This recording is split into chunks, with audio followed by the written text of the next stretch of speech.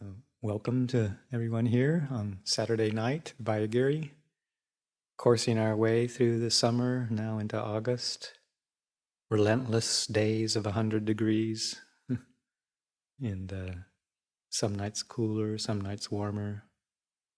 Settling into our Vasa, 3-month retreat, but our time of engagement really with open guest period here, people coming and going, optimum time to do outdoor work, get the chores done, and taking our more considered and intensive retreat time in the winter when the weather is closed in. So yeah, just going about our business. Monastic community having classes on the Vinaya, the monastic discipline, a couple times a week, traditional during this period of time, getting various teachings, doing various discussion groups. We have a right speech or a skillful speech discussion group happening throughout the next few months. So just exploring various aspects of the teaching and the training, the Dhamma, the Vinaya, in all of its details and permutations and combinations. There's so many teachings to explore. I think it's useful sometimes to also take a look at the big picture. Sometimes it's really easy to get lost in details of the teaching and the training. And we focus so much, hone in on some areas, really try and get to the base of some things and spend a lot of time, that it's easy to forget the context of what it is that we're exploring and get lost sometimes in the minutiae without keeping in mind the broader picture. So always good to just scale back a little bit and kind of ask ourselves what it is that we're getting involved with. Is it moving towards the goal of our practice? And sometimes, I guess, it's the old phrase, sometimes we get lost in the trees and don't see the forest. We don't see the forest for the trees. So honing back and seeing, well, where does this exploration, what's its intended endpoint, or where we're going with it? The Noble Eightfold Path is a path of exploration and development of the mind, cultivation of the heart in many different ways. And sometimes it's really good to just say, okay, well, remember from the teachings, where is this leading to? We go through the various aspects of training, sila, samadhi, panya. And then if we do it thoroughly, do it completely, and even if not completely, little bits and pieces along the way, but we start to see that it actually leads to a change of perception, a change of the quality of our hearts, the quality of our minds. And one of the qualities one of the features that we experience as we start to realize the fruits of the path is what the Buddha calls jnana dasana, knowledge and vision of the way things are. So all of our precepts, all of our mental training, all of our discernment that we're developing is leading to seeing the world of conditions, samsara, the endless round of birth and death and birth and death and birth and death, to see that clearly, to see how it happens and how suffering arises and how we can understand that and let go. So following that kind of knowledge and clear vision, that clear seeing of the way things truly are and how we engage and enter into difficulty and suffering, how we learn how that happens and we learn how to disentangle from that, resulting in the sense of dispassion and then relinquishment. So this is the end experiences leading to the complete realization of freedom, clear knowledge and vision, dispassion, relinquishment.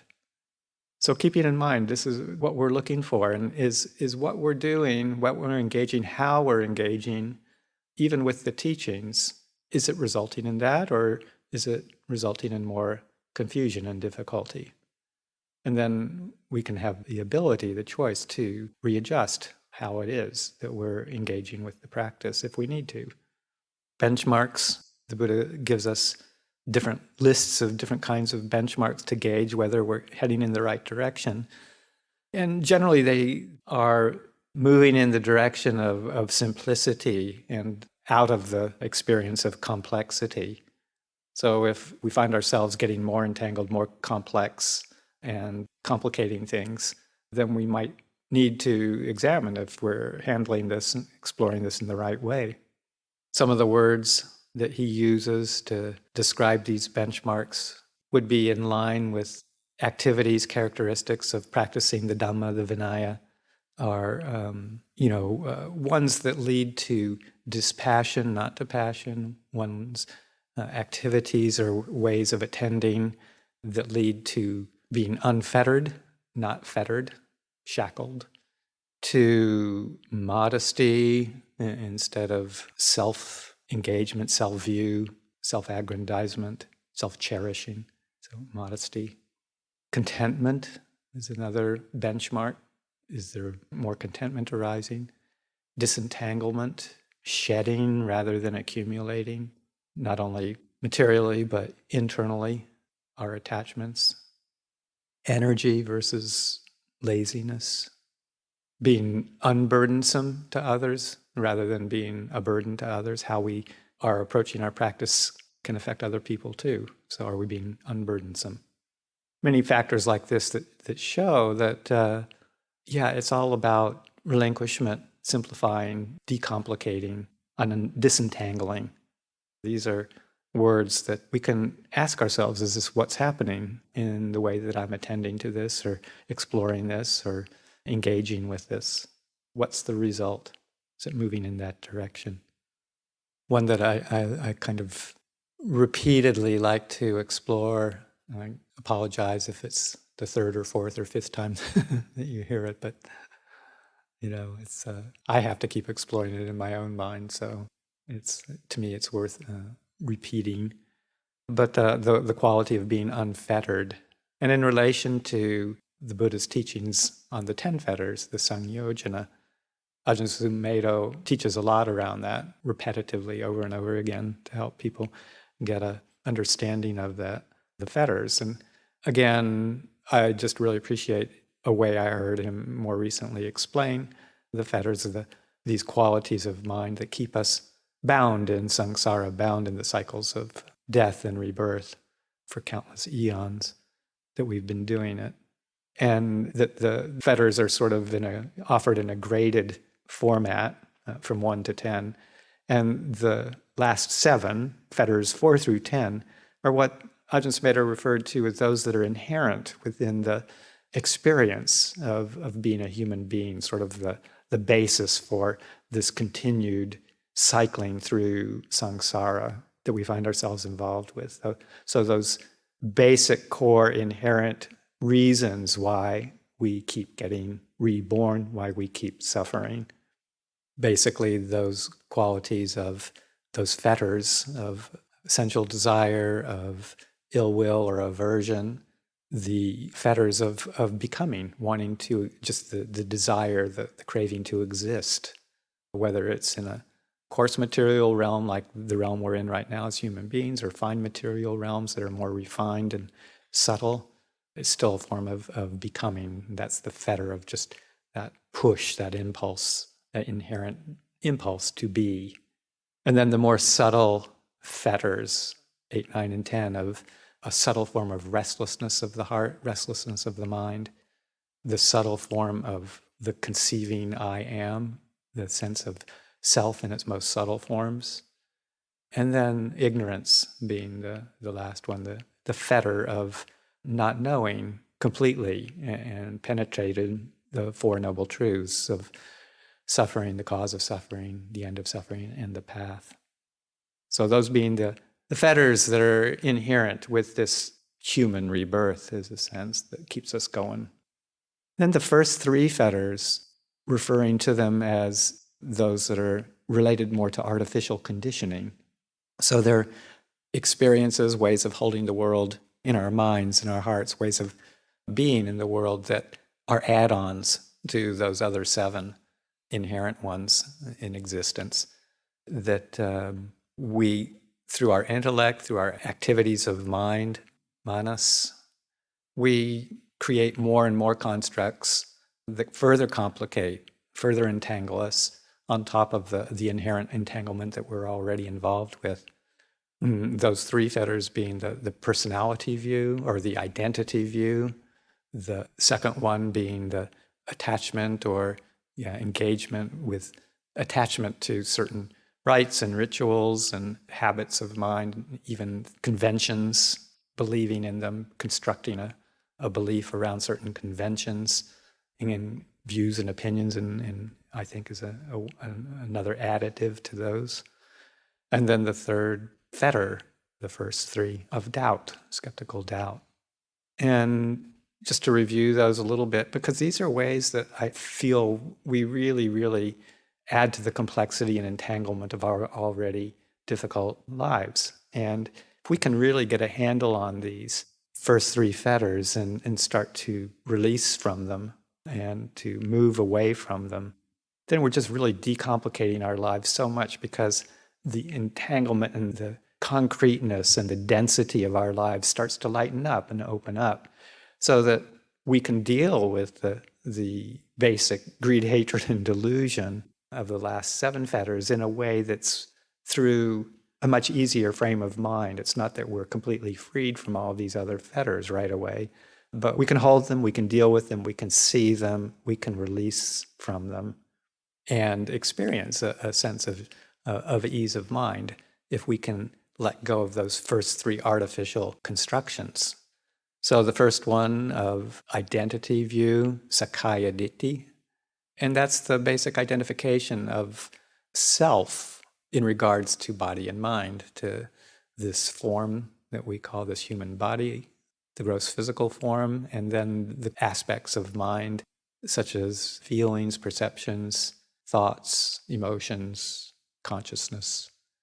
And that if we can disentangle ourselves from that gross belief that this is who I am, this body is who I am, or there is a self that has control over this body.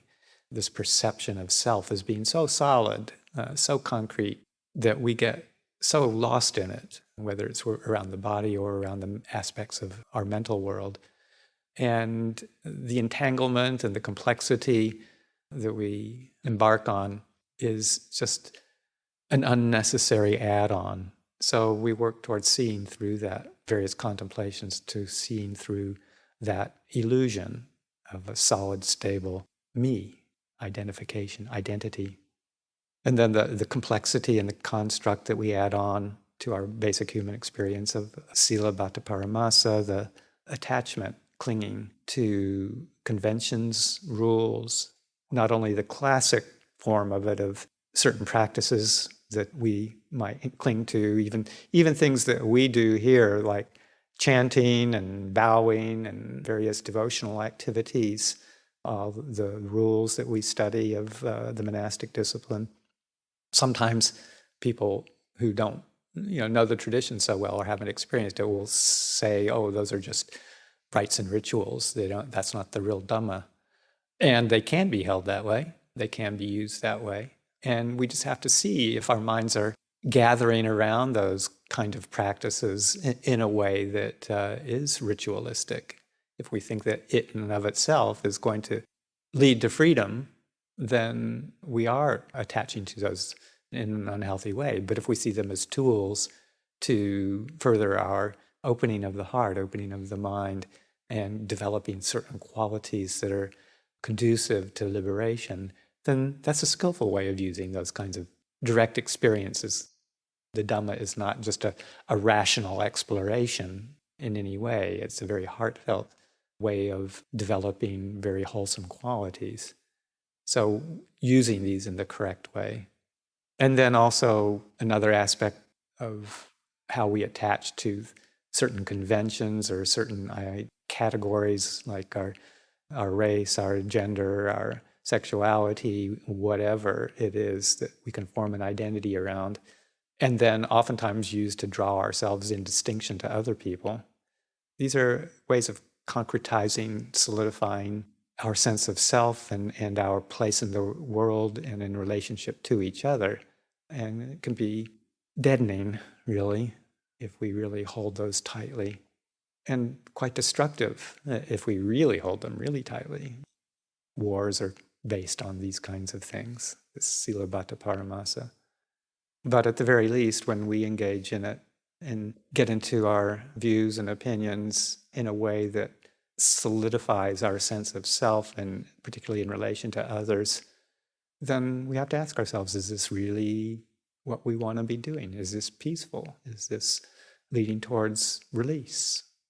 Buddha says, just like the ocean or the sea has one taste, that of salt, so the practice has one taste, that of release.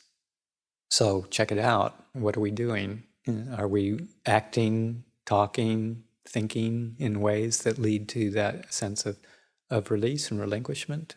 Or is it more complicating, engaging? And that's what the third fetter, vicikicca, skeptical doubt, is all about too. I think that the doubt, speculation, is this the right understanding of the teaching? Is this the right teaching? All the views about the practice that we can have, all the doubts that we can have, the other kinds of doubt about metaphysical kinds of things, our sense of self in relation to the cosmos, or all the various aspects of various contemplative practices that we can get involved with. Is Buddhism the right one? All of these things that just lead to a sense of agitation, a sense of stirring up, a sense of insecurity, which are largely the result of proliferative thinking. And do we really need to encourage that? Do we need to feed that process? Can we kind of tame that down a little bit so that it doesn't agitate, stir the mind, and create this kind of constant sense of unclarity, insecurity? So that's those three aspects, those three fetters, leading to complexity, to entanglement, to agitation. And is there a way that we can start to let that go? We have to examine for ourselves. Is this what we're really wanting to engage in? Is this really useful? Is it leading to those benchmarks of relinquishment, peace, disentanglement? And the reflection that we have sometimes, that we go over the 10 subjects for frequent recollection, one of them being, at the end of my life, can I say that I have experienced freedom and insight? So reflecting on that is how I'm engaging, how I'm attending, how I'm holding to my views, my opinions, how I am in the world, the practice, the teachings. Is it resulting in freedom or insight? Is it resulting in ease of mind? If not, then what do I want to do? How do I want to adjust? How can I continue my explorations and deepen my understanding and experience, and at the same time not get wrapped up, involved, entangled, and agitated with it, if that's what's happening? So using that state of mind, that result, the end goal, as our point of reference. And then recalling sometimes just simply the qualities of what it's like, of what the broader picture of what we're trying to accomplish, trying to understand, trying to realize. What are the qualities of release? And sometimes just having a phrase, a series of recollections, words that we can bring up when we're maybe finding ourselves entangled, just to refresh our inspiration, refresh our direction, cause us to recalibrate if we need to. And one of my favorites, because it's both not too long and also just very soothing to repeat if I need to over and over again in my mind, is one that you've all heard before. This is peaceful, this is sublime. I'm sorry, I'm blanking. My mind is so peaceful and sublime that it's blanking.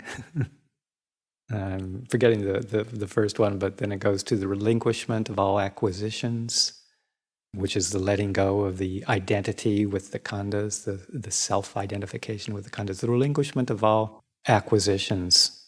I'm sorry, the first one is the stilling of all formations. So this is peaceful, this is sublime, the stilling of all formations, all movements of mind just settling and going towards stillness, stilling of all formations, the relinquishment of all acquisitions, those acquisitions of identity, the destruction of craving, that movement of mind towards getting rid of, towards confusion, the destruction of craving, dispassion, ceasing, nibbana. So bringing up that recollection is what I'm engaging in, where I'm attending to. If it's leading to agitation, can I readjust, recalibrate, and go to that stilling of formations, the settling of all formations, the relinquishment of clinging, the destruction of craving, dispassion, turning away from, just not interested in that kind of engagement, allowing these movements of mind to settle and cease, and then the peace of complete freedom. So taking stock, where are we at? What's the result of how we're attending to our practice? Seeing if we're getting more entangled, readjusting, releasing, trying to experience that one taste of release. So there's just a few reflections for this evening. I'll leave it there for tonight.